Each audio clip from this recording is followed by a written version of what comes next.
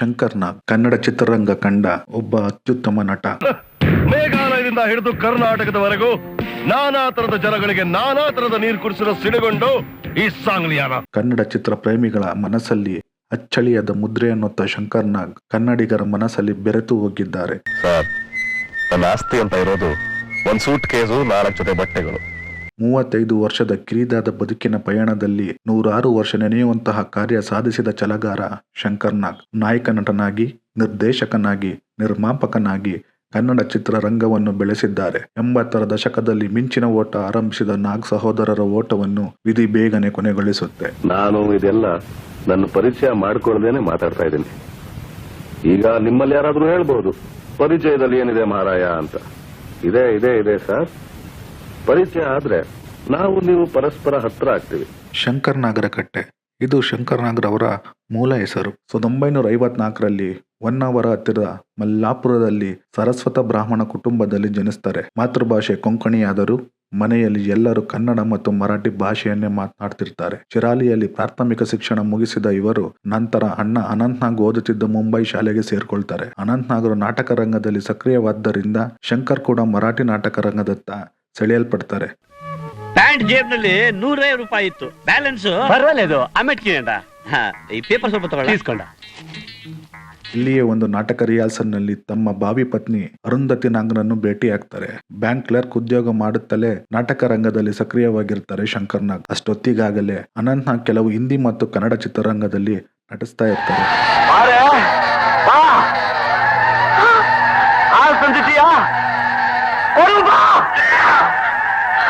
ಅಣ್ಣನ ಹಾದಿಯನ್ನೇ ಹಿಡಿದ ಶಂಕರ್ ನಾಗ್ ಚಿತ್ರರಂಗದಲ್ಲಿ ನಟಿಸಲು ಸಿದ್ಧರಾಗ್ತಾರೆ. 1978ರಲ್ಲಿ ತೆರೆ ಕಂಡ ಮರಾಠಿ ಚಿತ್ರ ಸರ್ವಕಾಶಿ ಶಂಕರ್ ನಾಗ್ ಅಭಿನಯದ ಮೊದಲ ಚಿತ್ರ. ಅದೇ ಸಮಯದಲ್ಲಿ ಬೆಂಗಳೂರಿಗೆ ಸ್ಥಳಾಂತರವಾದ ಶಂಕರ್ ನಾಗ್ ಗಿರೀಶ್ ಕಾರ್ನಾಡ್ರ ಒಂದಾನೊಂದು ಕಾಲದಲ್ಲಿ ಎಂಬ ಚಿತ್ರದಲ್ಲಿ ನಟಿಸ್ತಾರೆ. ಈ ಚಿತ್ರದ ನಟನೆಗಾಗಿ ರಾಷ್ಟ್ರ ಪ್ರಶಸ್ತಿ ಪಡೆಯುತ್ತಾರೆ. ಇನ್ನೊಂದು ತಿಂತೀಯೇನು? ರೊಟ್ಟಿ ಬರ್ಸಿ.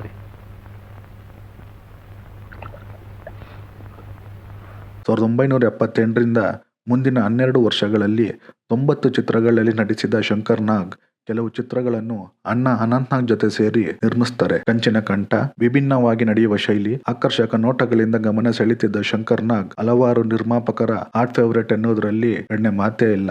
ಅದು ಈ ಜನ್ಮದಲ್ಲಿ ಸಾಧ್ಯ ಇಲ್ಲ ಧನರಾಜ್. ಕೇವಲ ನಿನ್ ಮಗಳ ಬಗ್ಗೆ ಬರ್ತಿದ್ದಕ್ಕೆ ಒಬ್ಬ ಪ್ರೆಸ್ ರಿಪೋರ್ಟರ್ ಕೈ ಮುರಿಸ್ತೇ ಅಲ್ಲ. ಇವರು ನಿಜವಾಗಲೂ ಕರಾಟೆ ಕಲಿಯದಿದ್ರು ಚಿತ್ರವೊಂದರ ಸಾಹಸ ದೃಶ್ಯದಲ್ಲಿ ಕರಾಟೆ ಪಟ್ಟನ್ನು ಪ್ರದರ್ಶಿಸುತ್ತಾರೆ. ಆದ್ದರಿಂದ ಇವರಿಗೆ ಕರಾಟೆ ಕಿಂಗ್ ಎಂಬ ಬಿರುದು ಬರುತ್ತೆ.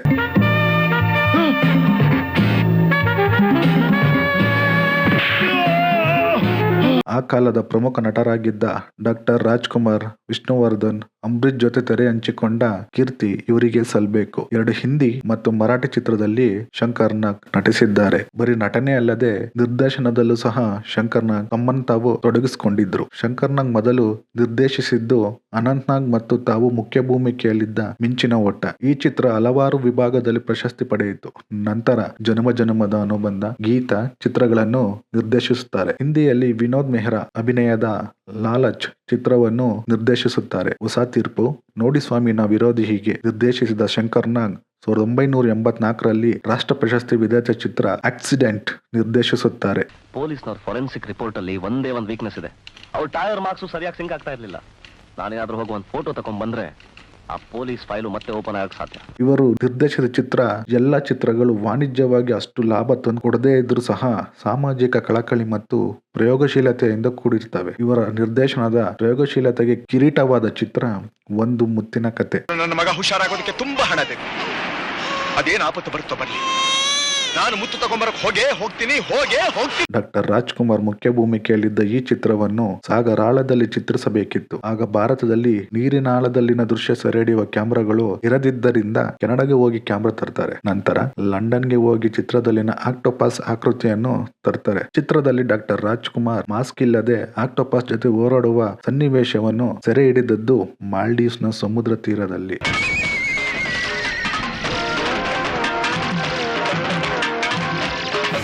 ಅಷ್ಟೇ ಅಲ್ಲದೆ 90ರ ದಶಕದಲ್ಲಿ ದೂರದರ್ಶನ ಒಂದು ಏಕಮಾತ್ರ ಕಿರುತೆರೆ ವಾಹಿನಿಯಾಗಿತ್ತು. ದೂರದರ್ಶನದ ಆರಂಭದ ದಿನಗಳಲ್ಲಿ ಶಂಕರ್ನಾಗ್ ಪರಿಚಯ ಎಂಬ ಕಾರ್ಯಕ್ರಮವನ್ನು ನಿರೂಪಿಸುತ್ತಿದ್ದರು. ಹಾಗೆಲ್ಲ ದೂರದರ್ಶನವೇ ಕಿರುತೆರೆ ಧಾರಾವಾಹಿಗಳನ್ನು ನಿರ್ಮಿಸಲು ನಿರ್ಮಾಪಕರನ್ನು ಆಹ್ವಾನ ಮಾಡುತ್ತಿತ್ತು.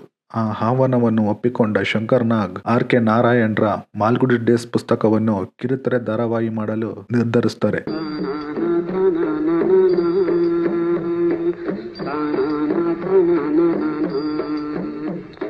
ಹಿಂದಿ ಭಾಷೆಯಲ್ಲಿ ಸುಮಾರು 31 ಎಪಿಸೋಡ್ಗಳನ್ನು 1987ರಲ್ಲಿ ಪ್ರಸಾರವಾದ ಈ ಸೀರಿಯಲ್ ರಾಷ್ಟ್ರವ್ಯಾಪಿ ಮನ್ನಣೆ ಪಡೆಯುತ್ತೆ.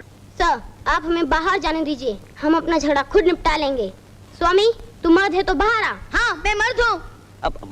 ಅಷ್ಟೇ ಅಲ್ಲದೆ ಮುಂಬೈನಲ್ಲಿ ಮರಾಠಿ ಮತ್ತು ಹಿಂದಿ ನಾಟಕಗಳಿಂದ ಶುರುವಾದ ರಂಗಭೂಮಿ ಸೇವೆ ಬೆಂಗಳೂರಿಗೆ ಬಂದ ಮೇಲೂ ಸಹ ಮುಂದುವರಿಯುತ್ತೆ. ಅನಂತ್ ನಾಗರ ಜೊತೆ ಸೇರಿ ಸಂಕೇತ್ ಎಂಬ ಹವ್ಯಾಸಿ ನಾಟಕ ತಂಡ ಕಟ್ತಾರೆ. ಅಂಜು ಮಲ್ಲಿಗೆ, ಬ್ಯಾರಿಸ್ಟರ್, ಸಂಧ್ಯಾ ಛಾಯ ಮುಂತಾದ ನಾಟಕಗಳನ್ನು ನಿರ್ಮಿಸಿ ನಿರ್ದೇಶಿಸುತ್ತಾರೆ. ನಾಟಕಗಳಿಗಾಗಿಯೇ ಒಂದು ದೊಡ್ಡ ರಂಗಮಂದಿರ ಕಟ್ಟಿಸಬೇಕೆಂಬ ಆಸೆ ಶಂಕರ್ನಾಗ್ ಅವರಿಗಿತ್ತು. ಈ ಆಸೆಯನ್ನು ಅವರ ಪತ್ನಿ ಅರುಂಧತಿ ನಾಗ್ ರಂಗಶಂಕರ ರೂಪದಲ್ಲಿ ಈಡೇರಿಸಿದ್ದಾರೆ. ಹೀಗೆ ಇರುವಾಗ ಕೇವಲ 35 ವರ್ಷದಲ್ಲೇ ತಮ್ಮ ಚುರುಕಾದ ಜೀವನದಿಂದ ತುಂಬಾ ಎತ್ತರಕ್ಕೆ ಬೆಳೆದಿದ್ದ ಶಂಕರ್ನಾಗ್ ಅಚಾನಕ್ ಆಗಿ ನಮ್ಮನ್ನು ಅಗಲಿ ಹೋಗುತ್ತಾರೆ. 1990 ಸೆಪ್ಟೆಂಬರ್ 30ರ ಬೆಳಗ್ಗೆ ಜೋ ಕುಮಾರಸ್ವಾಮಿ ಚಿತ್ರದ ಶೂಟಿಂಗ್ ಆಗಿ ಪತ್ನಿ ಮತ್ತು ಮಗಳು ಕಾವ್ಯ ಜೊತೆ ಕಾರಿನಲ್ಲಿ ಹೋಗುವಾಗ ದಾವಣಗೆರೆ ಹೊರವಲಯದ ಬಳಿ ಅಪಘಾತಕ್ಕೀಡಾಗಿ ನಿಧನರಾಗ್ತಾರೆ. ಕನ್ನಡ ಚಿತ್ರರಂಗದ ಸೂರ್ಯ ಮಧ್ಯಾಹ್ನವೇ ಅಸ್ತಮಿಸುತ್ತದೆ. ಇದಾಗಿತ್ತು ಶಂಕರ್ನಾಗ್ ರವರ ಜೀವನ ಚರಿತ್ರೆ. ನಮಸ್ಕಾರ. ಮುಂದಿನ ವಿಡಿಯೋದಲ್ಲಿ ಸಿಗೋಣ.